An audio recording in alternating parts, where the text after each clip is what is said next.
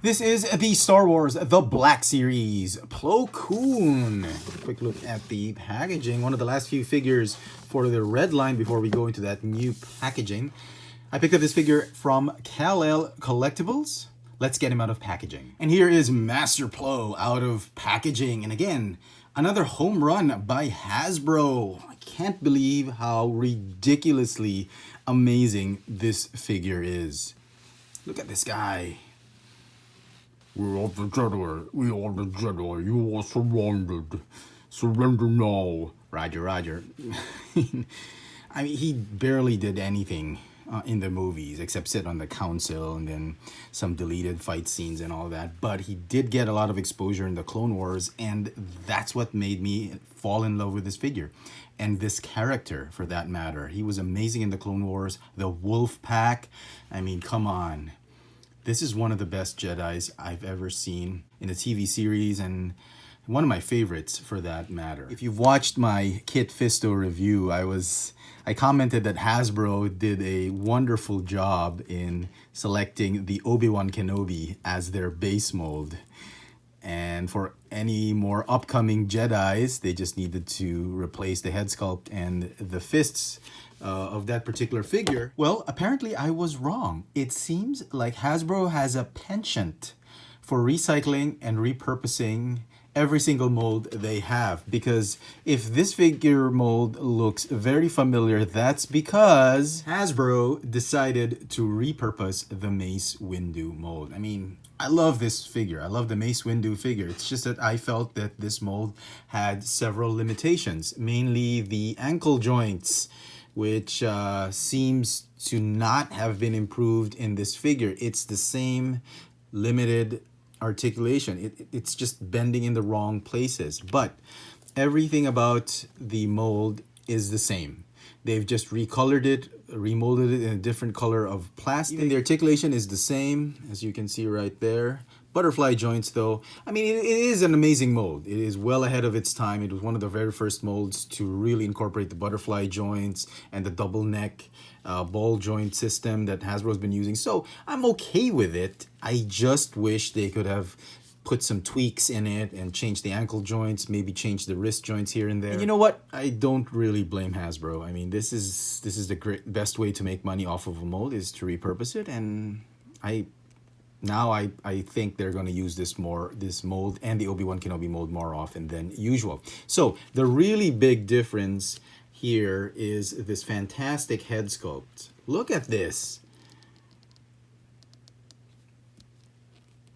The only thing that they could have done to improve this is if they made this mask removable, which, quite frankly, I'm not a big fan of that removable mask, because it doesn't stay in place and you end up losing it. So I'm totally fine with this one. And the new fists that came with this figure. Look at this. He's got these claws. He's got those claw rings, I think. I mean, come on. This is amazing. And I think both the fist and the head sculpt use that new face painting technology they've been doing for the last series of figures. Now, it doesn't really have eyes and nose to do that face paint tech, but the shading, the grading of the colors, that's very difficult to do by hand. So I think that's computer aided, and kudos to Hasbro for really stepping up the game with this Black Series figures. Now, lightsaber, it seems to be correct. I don't know much about Plo Koon's lightsaber, but from what I've seen in the movies and in the cartoon, this seems to be on point. Not like Kit Fisto. The robe I think is great. I think it's a great extra large size type of robe. I'm glad they changed it instead of just recycling the Mace Windu mold. This is characteristic of Plo Koon's robe in the movie. He hardly used the robe in the Clone Wars because he was in his General Jedi armor. So this is mostly used in the Jedi Council and when he's fighting off some droids. The problem I have with this robe is it's sewed on right here. There's no way for you to remove the robe unless you cut that up or you pop off this head sculpt on the ball joint, which I am not going to do. I'm not going to risk it. simply because of my bad luck with Hasbro. I'm pretty sure I'm going to shear off that joint if I try and do it, so I'm not going to do it. So there's really no way to remove it.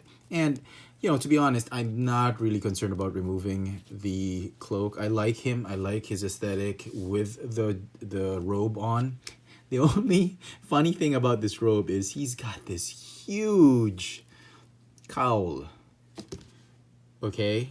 And he's like, he'll have to use a lot of the force to move around with this hood. I mean, I get it. He's got a big head sculpt, but I don't know. Maybe they should have sewn the hood like here so that it would nestle like that.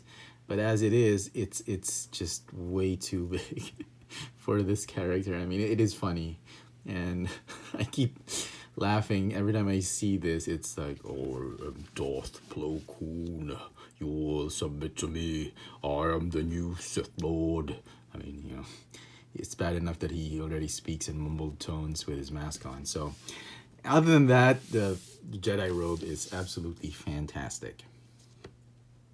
And so some final thoughts on this figure. I think it's a great figure. I think it deserves a 10 out of 10.